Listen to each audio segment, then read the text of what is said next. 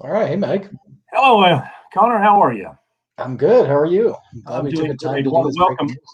everybody to a special breaking news edition of the Real Racquetball Show to talk about the festival that's coming up.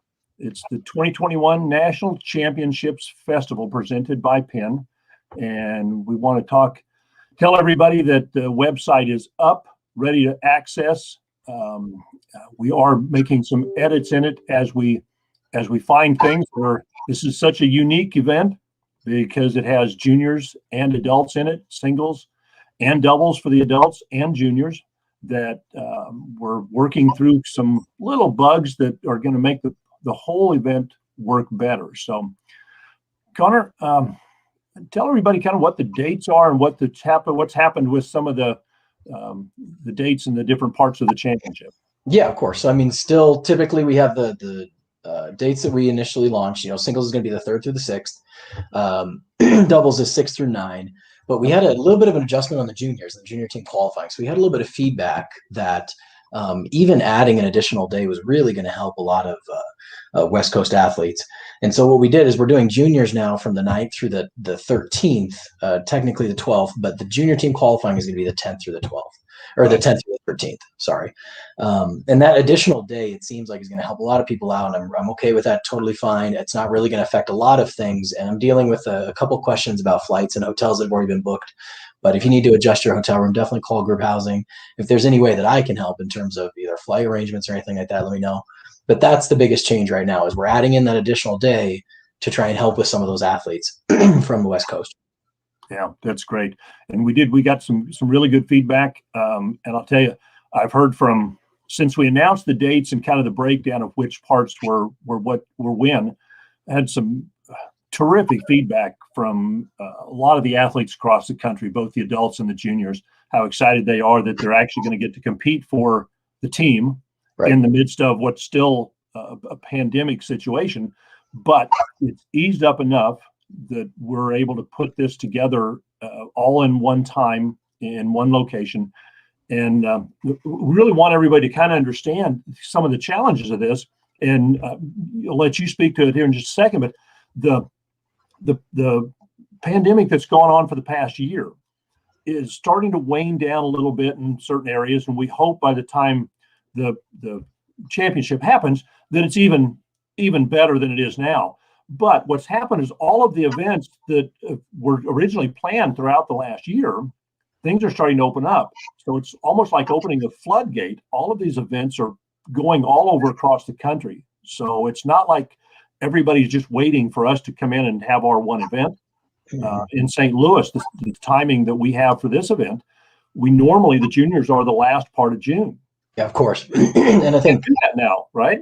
No, and it's really important to, I think, remember that, I mean, of course, we're still in a pandemic. We're still there, right? And the problem that we're dealing with right now is that we kind of hit this sweet spot, right, in St. Louis, where it's an interesting city to go in. The regulations aren't exactly as high as some other states, but the city of St. Louis has been very accommodating for the most part of making sure that we can still maintain some sort of contracting in June. Now, granted, across the country, vaccination rates are going higher than they were a month ago. So, but we still don't exactly know what all the COVID regulations are going to be in June. Right. I have a feeling, and I've been very pessimistic for this whole year about events happening, but I do have a feeling that they're going to be a little bit lighter. But at the same sense, we don't know, right? And so I'm going to do the best to follow those COVID regulations. But I've had some questions on, are we going to have to wear masks during the event? Are we going to have to social distance? Are spectators going to be allowed? And as of right now, I just don't know the answer.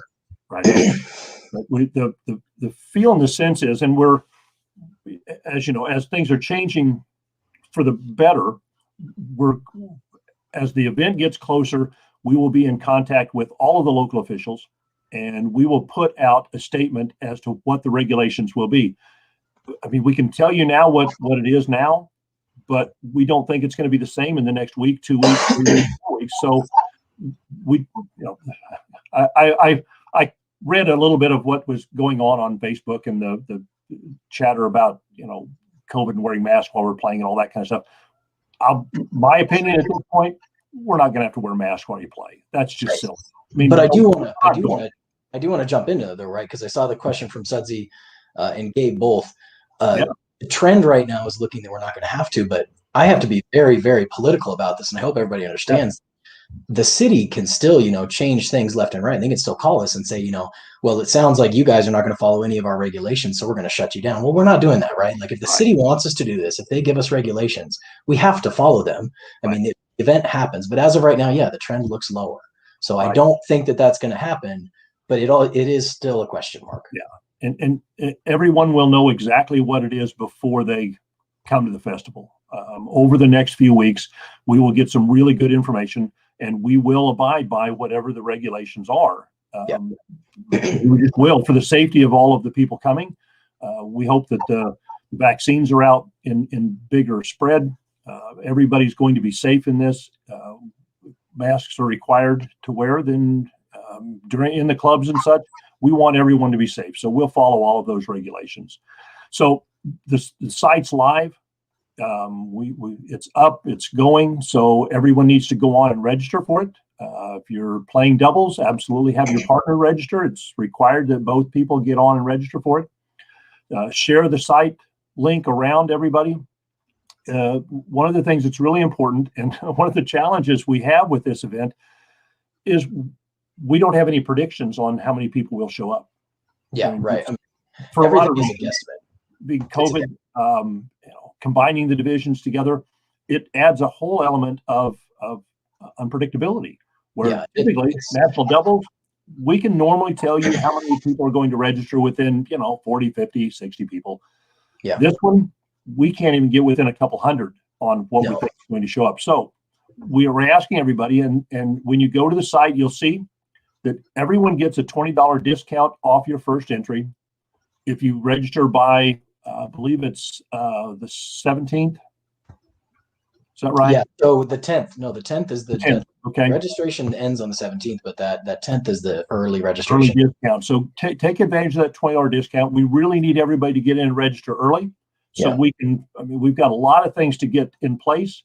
When you register, you collect your free. The players get a free ticket into the Hall of Fame celebration, and also the junior celebration. So get in and get those early. We need to be able to schedule all of the parts, how many seats we need, how many tables we need, food, those type of things. So we need to know ahead of time how many people are going to show up.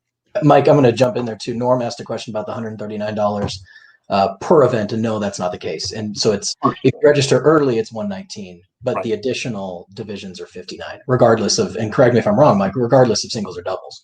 Correct. Yep, absolutely. So you're good to go, man. You shouldn't have to pay that $119 both times. And I had two other questions that came up. I had a hotel cancellation question.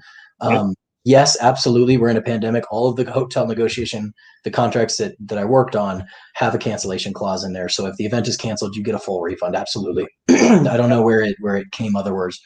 And then I can't remember the other question, but anytime that we have these questions, shoot them to me. I'm happy to answer them. Absolutely. And we will. This will be a big topic of discussion on Monday's game 16 of the Real Racquetball Show.